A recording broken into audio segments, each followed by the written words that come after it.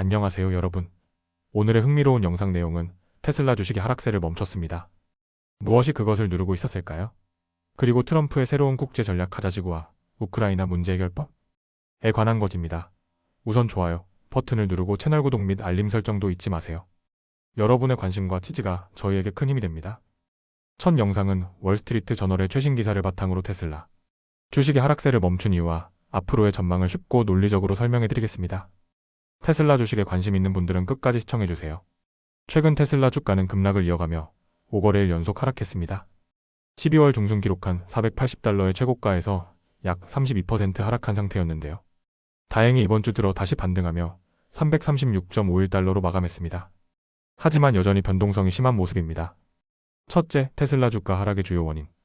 많은 투자자들이 테슬라 주식이 왜 이렇게 떨어졌는지 궁금해했는데요. 전문가들은 다양한 원인을 지적했습니다. 1. 일론 머스크의 경영 집중력 부족. 많은 투자자들이 머스크가 테슬라 운영에 집중하지 못하고 있다고 우려합니다. 특히 머스크가 오픈 AI 인수에 관심을 가지면서 투자자들은 그가 테슬라 주식을 대량 매각할 가능성을 걱정하고 있습니다. 테슬라의 핵심 리더가 다른 프로젝트에 정신이 팔려 있으면 회사의 장기적인 성장에 부정적인 영향을 미칠 수 있습니다. 이 경쟁사의 자율주행 기술 도전. 중국의 BYD가 가격에 상관없이 모든 차량에 자율주행 기능을 탑재한다고 발표했습니다.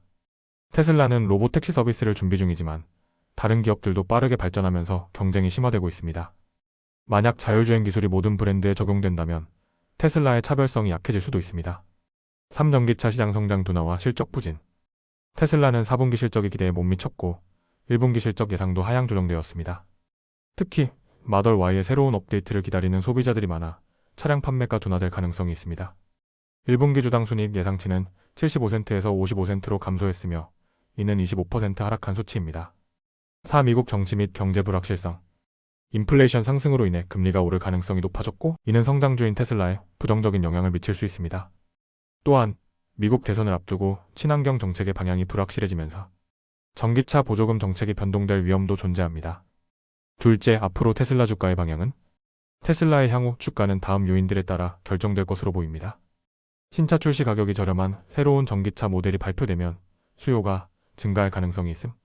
자율주행 로봇택시 사업 전개. 만약 테슬라가 완전 자율주행 기술을 상용화하면 주가에 긍정적인 영향을 미칠 수 있음. 머스크의 경영 집중 여부. 오픈 AI 인수에서 손을 떼고 테슬라에 집중한다면 투자자들의 신뢰를 회복할 가능성이 큼. 거시경제 요인. 인플레이션과 금리 변동, 전기차 보조금 정책에 중요한 영향을 미칠 것.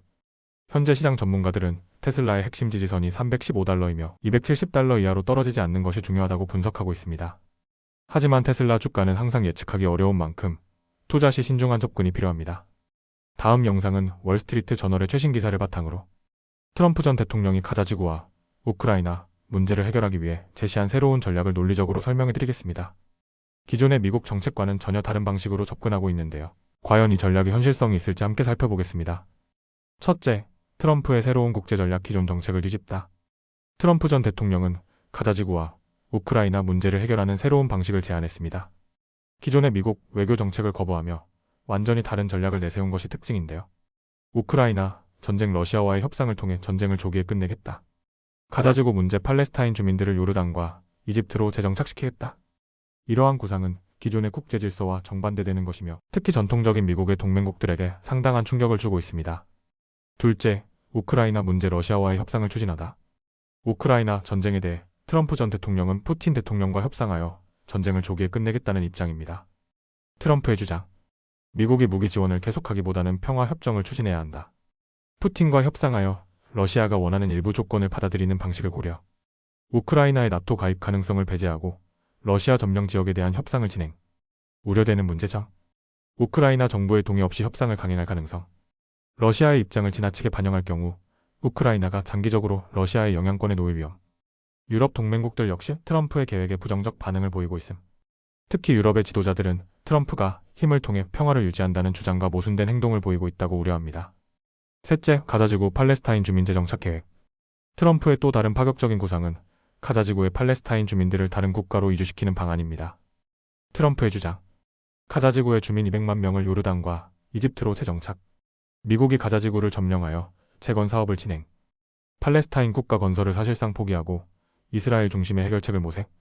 우려되는 문제점. 요르단과 이집트는 팔레스타인 주민 수용을 강력히 반대. 미국이 가자지구를 점령하는 것은 국제사회에서 큰 반발을 불러올 가능성. 팔레스타인 문제를 외면할 경우 이스라엘과의 갈등이 더욱 심화될 가능성. 기존의 미국 정책과는 정반대. 과거 미국 정부는 팔레스타인 국가 건설을 지지하며 가자지구를 팔레스타인의 일부로 인정해왔습니다. 하지만 트럼프 전 대통령은 이러한 전통적인 정책을 완전히 뒤집고 있는 것입니다.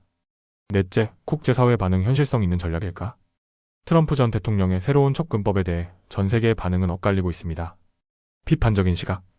유럽 동맹국들 트럼프의 전략은 미국의 힘을 약화시키고 러시아와 중국에 유리한 결과를 초래할 것. 우크라이나 정부 미국의 일방적인 협상 추진은 우리의 독립을 위협할 수 있다. 중동 국가들 팔레스타인 주민을 강제로 이주시키려는 계획은 비현실적이며 받아들일 수 없다. 트럼프 지지자들의 주장. 미국이 불필요한 전쟁에 개입하지 않고 국익을 우선시해야 한다.